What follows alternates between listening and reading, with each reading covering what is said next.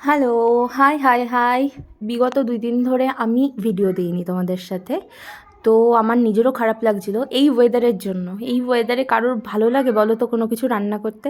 তাই ২ দিন ধরে যেহেতু কোনো ভালো মন্দ রান্না করা হয়নি, তাই একটু স্পেশাল রান্নাই আজকে করলাম। আর তার উপরে আজকে আবার বৃহস্পতিবার। আমি চেষ্টা করি বৃহস্পতিবার একটু নিরামিষ খাওয়ার।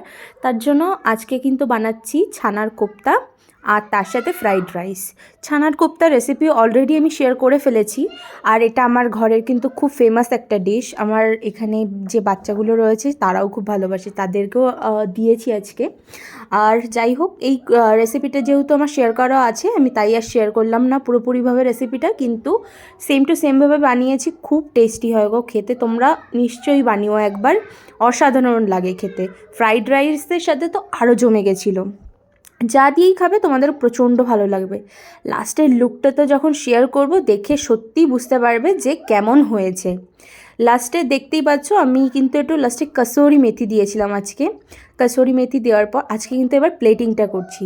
ফ্রাইড রাইস ঢেলে নিয়েছি দীপময়ের জন্য, আর এই পাশ দিয়ে দিচ্ছি হলো ছানার কোপ্তা। কেমন লাগছে দেখতে পুরোপুরিভাবে কিন্তু বলবে আমাকে।